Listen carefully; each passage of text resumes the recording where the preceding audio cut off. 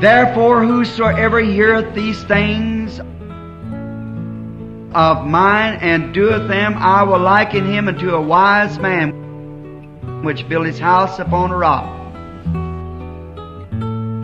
And the rains descended, and the floods came, and the winds blew and beat upon the house. And it fell not, for it was founded upon a rock. And every one that heareth these sayings of mine and doeth them not shall be likened unto a foolish man which built his house upon the sands. And the rains descended, and the floods came, and the winds blew and beat upon the house, and fell, and great was the fall of it.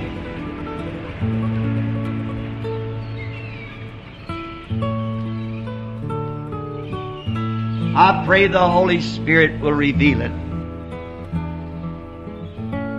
Jesus was speaking here of a coming storm which has got to strike every man and every woman that's born in the world.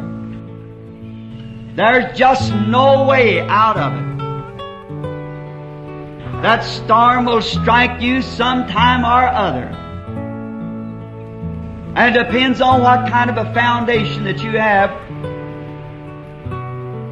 whether your house will weather it or not. There's been many lives saved because of preparation for storms. And there's been many a life lost because of failing to take heed to the warning of storms that's coming.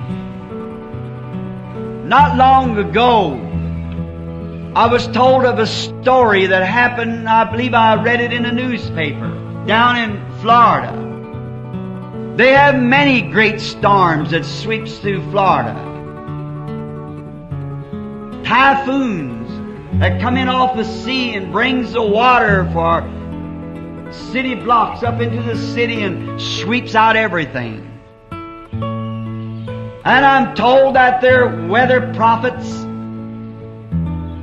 are always on the lookout for such storms, and some way through the elements that they can contact the changing of the weather and the atmosphere, that which way this weather is gathering, that'll bring forth one of those storms. Because they've made it a life study. And by certain instruments and things that science has provided them. And then by calling ahead and hearing of which way the storm's coming, how much wind it's got behind him, which way other storms are coming or winds, whether it's able to combat, to shove away the storm. I could stop here and preach for an hour on that. That it takes a greater storm that's coming, it takes a higher wind to turn that storm. So is it today. And we all know that we've got an oncoming storm. And the only wind that I know that can turn that storm will be that rushing wind that fell on the day of Pentecost. And then there's only one thing that can turn that storm. And that's a more powerful storm that can beset it and change its course. And these prophets of the weather in Florida are pretty accurate with their prophesying. They are set for that purpose, to warn the people. I was reading, or forget just now, I believe it was in a newspaper, of a storm a few years ago that was on its way across Florida, Central Florida, and all the regions around Okeechobee was warned. I just left there about 5 weeks ago. And there was a neighbor man who kept in contact with radio all the time because of these storms, and he was a very renowned Christian. And he heard that the great typhoon was coming that way, twisting down trees, and everyone was warned to get to safety.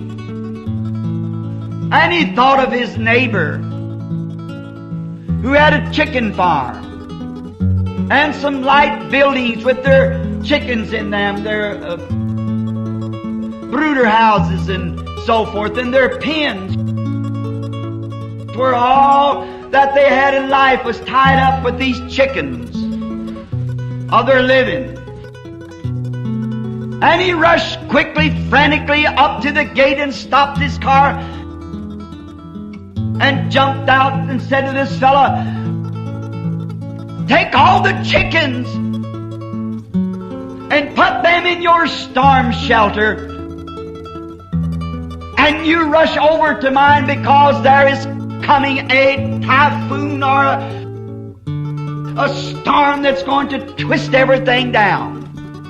And the man stood and looked him in the face and laughed at him and said, "Nonsense. I've heard them predict such things before, and it never did happen." And the Christian neighbor was so excited, he said, "But what if it does happen?"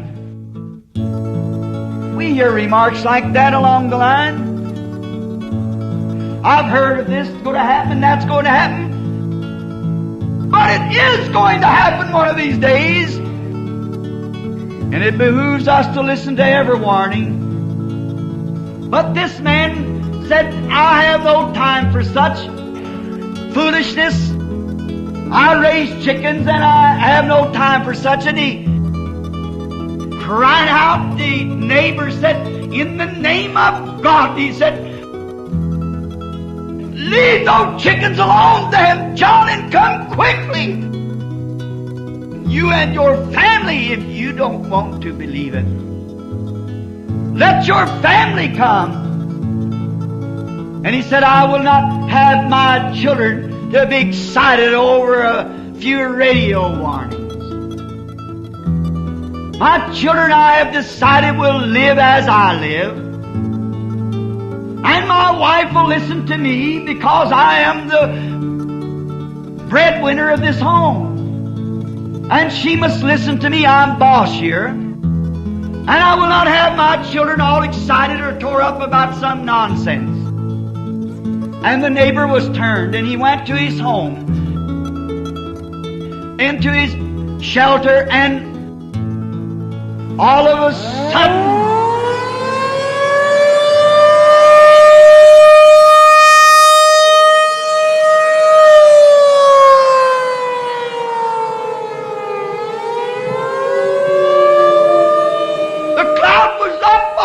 before they knew it.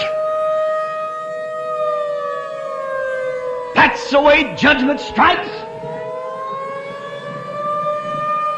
It comes so sudden. You wonder how it can get there so quick. I've seen cruel man who once cursed God fall and scream and say, "How could you treat me this way?" The whole, every foundation was swept out from under him in a moment. It pays to take warning. Oh, you might laugh at the messenger. You might be able even to kill him. But you cannot kill the message. Go on just the same. God's message is eternal. His words will never fail. Paul was successfully in having Stephen stoned. But all through his life until he surrendered to Christ was he never able to get away from that message.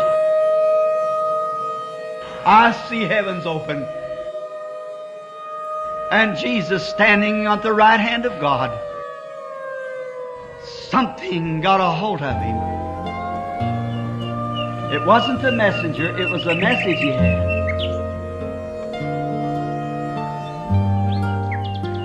How much more has He made a way of escape for us? We feel the Holy Spirit tugging at our heart. The hour is coming.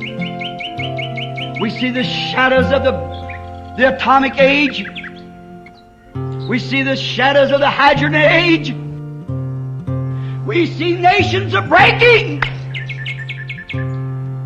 Israel awakening. The storms are coming. There's a hiding place. Oh, a blessed hiding place. It's in Christ.